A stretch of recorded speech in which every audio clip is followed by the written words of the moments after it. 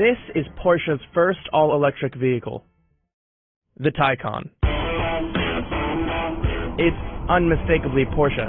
Aluminum and steel, shaped into the downward-sloping roofline and pronounced shoulders of the wings that are the manufacturer's signature.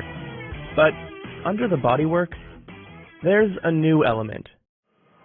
An electric heart. For Porsche to strike a balance between electric efficiency and performance, they wielded unique manufacturing techniques and components, like a battery case fully integrated into the structure of the car, and two electric machines, one on each axle to power the front and rear wheels, making the Taycan all-wheel drive. This is how the Porsche Taycan is made. This is the body shop. Inside, machines perform an intricate dance choreographed by humans to mate the all-aluminum outer shell to the Taycan's body. The Taycan's body, as you see it, mainly consists of steel and aluminum. Here, robots attach the side panel to the body. The panel is entirely one piece. A robot applies adhesive bonding to the inside of the side panel. Another maneuvers the side panel to the body, pressing the panel in place. Robots secure the panel in place with a variety of welding techniques. They also use rivets to further secure the panel. The final welds are made before the Taycan moves down the line to be prepared for paint.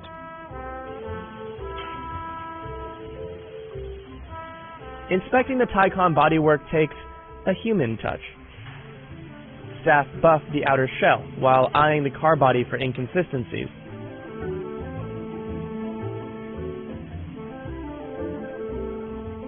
The body is now ready for paint. The Taycan arrives upstairs at the process areas. Here, the dipping baths await. The Taycan plunges into a bath of water-based, electrically conductive paint. It receives exposure to an electrical field, causing the paint to deposit on the body. Further down the line, the Taycan will reach the body dryer, where Porsche subjects it to direct heating. Firing the paint forms a highly uniform, closed paint surface. This electromagnetic paint method is called cathodic dip painting, or CDP, and it's highly resistant to corrosion. Before the Taycan moves on to the next step, robots buff the body. Next, the Taycan arrives at the paint booth. Here, robots evenly apply multiple coats of paint, giving the Taycan a finish that protects and beautifies. Multiple coats of paint are applied. The car moves downstairs to the manual workstations where employees carefully check the paint for imperfections. We'll see the painted Taycan bodies again soon. But for now, on to component manufacturing. We've arrived at the plant Porsche uses to produce electric motors and components. A special feature of the Taycan's electric motors is the hairpin winding. In this process, the solenoid coils of the stator consist of rectangular wires instead of round ones. The manufacturing process of hairpin technology is complex, but simply put, it allows the wires to be packed more densely. This means that in the same amount of space of a conventional stator, Porsche engineers were able to squeeze out more power and torque. Other components are assembled here, including the gears and axles.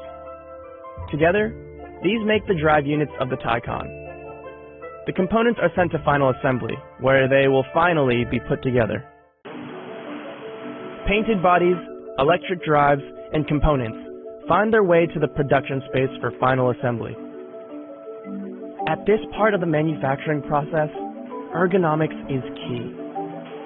Hydraulic arms and lifts tilt, raise, and pivot the Taycan into place, so employees can easily access their workspace.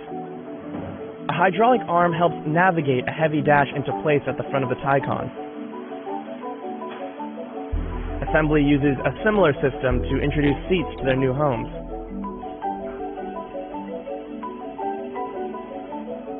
The Taycan Turbo S and Taycan Turbo have two electric motors, one on the front axle and one on the rear axle, thus making the cars all-wheel drive.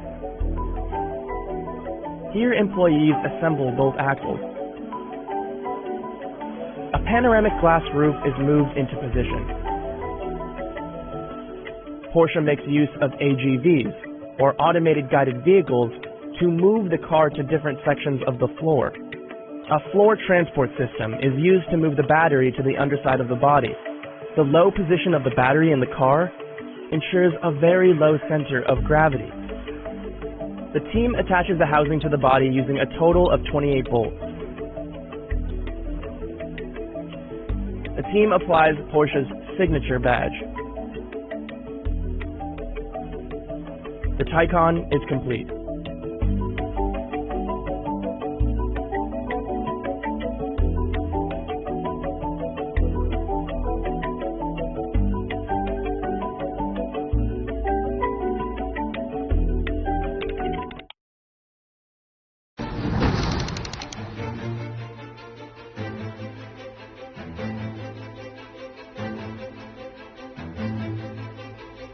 This is Porsche's $103,800 all-electric Taycan. And this is Euro NCAP's side pole test. Taycan, meet side pole test. The side pole is one of safety expert Euro NCAP's most challenging tests. But check out how rigid the structure of the Taycan is. The roof barely deforms, and the A-pillar, the metal support on the side of the windshield, it doesn't even flex. A rigid structure, though, isn't the only thing that Porsche did to try to make the Taycan safe. With help from Euro NCAP, we broke down some of the features that put Porsche's all-electric sports car in the company of the safest cars of 2019. And also, identified some improvement areas for the Taycan. We talked about how rigid the structure of the Taycan is. Well, that shows itself again in crash tests like the frontal offset deformable barrier and the frontal full width test. In this test, where Euro NCAP sends the Taycan at 40 miles per hour into a barrier representing another car, you can see how stable the Taycan's cabin is. In this diagram, the dummies representing the driver and passenger were green across the body, sustaining only slight injuries to the knees and femur. Euro NCAP reported this as adequate protection, a good result. Now, while the rigidity of the Taycan may mean a more stable cabin, we've seen how passengers benefit in crashes where certain parts of the car around them actually give way or crumple, like a piece of paper. In crashes, these crumple zones dissipate the energy of a crash instead of passing it on to the passengers inside. For the Taycan, in the full-width barrier test, the protection of all critical body areas was good, or adequate for both occupants, with the exception of the rear passenger's chest. The forces on the chest indicated a marginal level of protection, one step down from adequate. The Porsche crumples, but perhaps how it crumples could be tweaked to improve the safety of the rear passenger in this type of collision. In these seat and head restraints tests, Euro NCAP propelled a dummy with a realistic spine on a sled at both 10 and 15 miles per hour, mimicking a rear collision. This is the type of crash most likely to inflict a neck sprain or whiplash injury. In general, manufacturers design seats so the headrests are as close to the back of an occupant's head as possible. As you can see by the orange in these diagrams, Euro NCAP assessed only marginal protection for the seat and head restraints in both the front and rear seats. We talked about how Euro NCAP assesses how safe the occupants of the Taycan are, but Euro NCAP also assesses how safe vulnerable road users, your pedestrians and cyclists, are if a Taycan hits them. One of the ways Euro NCAP tests this is by dropping a weighted ball with sensors on it, which is meant to simulate a pedestrian or cyclist's head, on different parts of the hood. Euro NCAP rated protection as good or adequate at almost all test locations on the hood. Part of the assessment of the Taycan's ability to keep people safe is the car's ability to recognize a dummy on the road and stop automatically. How did the Taycan do? Well, in these tests, The Taycan's autonomous emergency braking detected cyclists well, and avoided or mitigated crashes in most cases. However, with pedestrians, the Taycan didn't do so well. In some tests at both night and day, the Taycan detected pedestrians and slowed, but still injured the pedestrians. Overall, Porsche's Taycan received a 5-star rating by Euro NCAP, the same rating as Tesla's Model X, Ford's Explorer, and BMW's Z4, other cars in Euro NCAP's executive class.